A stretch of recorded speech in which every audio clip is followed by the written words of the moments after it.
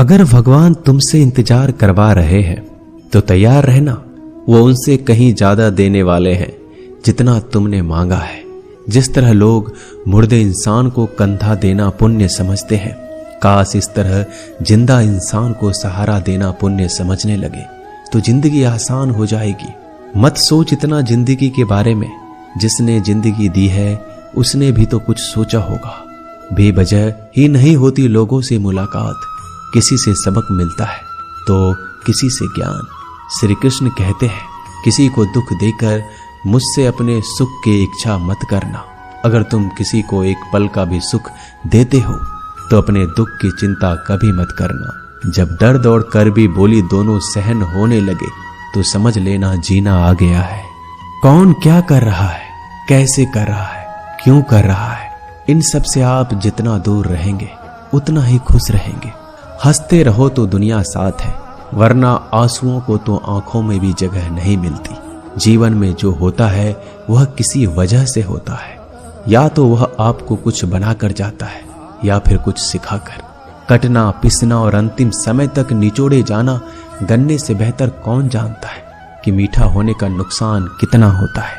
जब कोई दिल दुखाए तो सबसे बेहतर है कि हम चुप हो जाएं, क्योंकि जिन्हें हम जवाब नहीं देते उन्हें फिर वक्त जवाब देता है। अंधे बहरे गूंगे बनकर अपने लक्ष्य पर ध्यान देते रहो। यहाँ इतने खाली लोग हैं कि ना खुद कुछ करेंगे और ना करने वालों को कुछ करने देंगे और उनका मनोबल भी तोड़ देंगे। लोग जरा सी बात पर आपको छोड़ देते हैं और भगवान जरा सी प्रार्थना से आपको थाम लेते हैं। कर्मों से डरिए, ईश्वर से नहीं।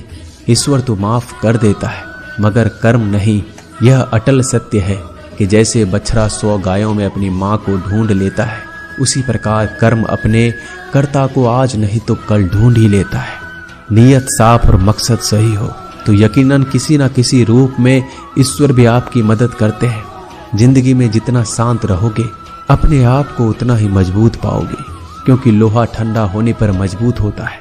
गरीब रहोगे कोई ध्यान नहीं देता, मेहनत करोगे तो सब हंसेंगे, लेकिन जब कामयाब हो जाओगे तो सब जलेंगे। जिंदगी वो हिसाब है जिसे पीछे जाकर सही नहीं किया जा सकता। इसलिए आज में सुधार करें और पुरानी बातों को अनुभव की तरह इस्तेमाल करें। जिस जिंदगी में उत्साह, लक्ष्य और अनुशासन ना हो उसे जिंदगी जीना नहीं, जिंदगी काटना कहते हैं। कभी कभी आप बिना कुछ गलत किए भी बुरे बन जाते हैं, क्योंकि जैसा लोग चाहते थे आप वैसा नहीं करते। जिस मनुष्य के हृदय में सच्ची मानवता हो उसकी सोच हमेशा यही होगी कि मुझे मिला हुआ दुख किसी को ना मिले और मुझे मिला हुआ सुख सबको मिले। मैंने हंसकर भी देख लिया और रोकर भी देख लिया, किसी को पाकर किसी को खोकर भी देख लिया। ये जान लिया कि जिंदगी वही जी सकता है जिसने अकेले जीना सीख लिया। जिंदगी बहुत कुछ सिखाती है, थोड़ा रुलाती है, थोड़ा हंसाती है। खुद से ज्यादा किसी पे भरोसा मत करना, क्योंकि अंधेरे में तो परछाई भी साथ छोड़ देती है। अगर कोई आपको सच्चा प्यार करता है तो वह आपको समय जरूर देगा, आपकी हर स्थिति में साथ देगा, हमेशा आपके लिए समर्पित रहेगा, क्योंकि सच्चा प्यार एक दूसरे की खुशियां चाहेगा, आंखों में पानी नहीं। लोहे को कोई नष्ट नहीं कर सकता, बस उसका जंग उसे नष्ट कर सकता है। इसी तरह आदमी को कोई और नहीं बल्कि उसकी सोच ही नष्ट कर सकती है। इसलिए सोच अच्छी रखो, फल अच्छा ही होगा। इतना कमजोर मत बनो कि कोई भी आपको तोड़ सके, बल्कि इतना मजबूत बनो कि आपको तोड़ने वाला खुद ही टूट जाए। दर्द आपको मजबूत बनाता है, डर आपको बहादुर बनाता है, अनुभव आपको सिखा देता है। जिस दिन हम समझ जाएंगे कि सामने वाला गलत नहीं, सिर्फ आपकी सोच हमसे अलग है, उस दिन जीवन में सब दुख दूर हो जाएंगे। क्यों रोते हो? मन का ना होने पर जो लिखा है वही होकर रहेगा। एक रास्ता बंद करने से पहले भगवान 10 रास्ते खोल देते हैं। गर्मी के मौसम में पत्ते सूखने के बाद भी पंछी घोंसला नहीं छोड़ते, क्योंकि वो जानते हैं फिर से बरसात आएगी और पेड़ पर नए पत्ते आएंगे। जो हुआ उसे भूलकर नई शुरुआत करो और याद रखो, जिसका कोई नहीं होता उसका भगवान होता है। मतलब से जुड़े रिश्ते मतलब तक साथ देते हैं, लेकिन दिल से जुड़े रिश्ते आखिरी सांस तक निभाते हैं। अच्छा काम करते रहो, चाहे कोई सम्मान करे या ना करे, क्योंकि सूर्योदय तब भी होता है जब करोड़ों लोग सोए रहते हैं। दुनिया में हर एक काम आसान है, केवल अंदर से आवाज आनी चाहिए। हमेशा मेहनत और उस परमात्मा पर विश्वास रखना इस सफलता का सूत्र है। जीवन में सबसे बड़ी गलती वो है जिस गलती से हम कुछ सीख नहीं पाते। जो व्यक्ति अपने मन को काबू में कर सकता है वह जिंदगी में कुछ भी कर सकता है। इंसान की अच्छाइयों पर सब खामोश रहते हैं, लेकिन चर्चा अगर बुराई पर हो तो गूंगे भी बोल पड़ते हैं। श्री कृष्ण कहते हैं, तुम्हारे बीते हुए कल को तो मैं ठीक नहीं कर सकता, क्योंकि तुम वर्तमान में अगर अच्छा कर्म करोगे तो मैं तुम्हारा आने वाला कल जरूर उजागर करूंगा। झूठी बातों पर लोग आपकी वाहवाही करेंगे, वही लोग आपको तबाह करेंगे। बुरे से बुरा क्या ही होगा, हम तो हमेशा ही सोच लेते हैं, मगर अच्छे से अच्छा क्या होगा हम ये कभी नहीं सोचते। जो ईश्वर रात को पेड़ पर बैठे पक्षियों को कभी गिरने नहीं देता, तो सोचो वह तुम्हें अकेला और बेसहारा कैसे छोड़ सकता है। आज के जमाने में कोई अपना नहीं होता, सिर्फ लोग तब तक साथ देते हैं जब तक उनका स्वार्थ होता है। अगर कोई अकेला है तो इसका मतलब ये नहीं कि उसे कोई पसंद नहीं करता, बल्कि वह अकेला इसलिए है क्योंकि उसने दुनिया की औकात जान ली है। एक बार राजा और उसका मंत्री तलवार को साफ कर रहे होते हैं।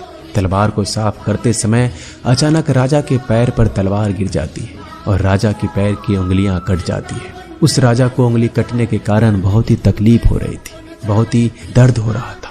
लेकिन उसका मंत्री कहता है, शांत रहिए महाराज, जो कुछ भी होता है अच्छे के लिए होता है। राजा को यह बात सुनकर गुस्सा आ जाता है। वह मंत्री से कहता है कि मेरी उंगली टूट गई और तुम कह रहे हो अच्छे के लिए हुआ।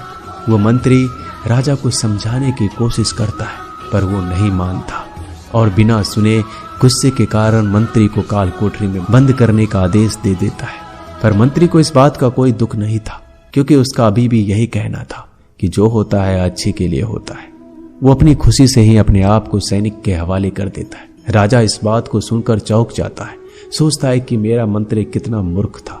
उसे लग रहा था कि मैंने उसे अच्छाई के लिए कैद कर दिया। इस घटना के 3 महीने बीत जाते हैं।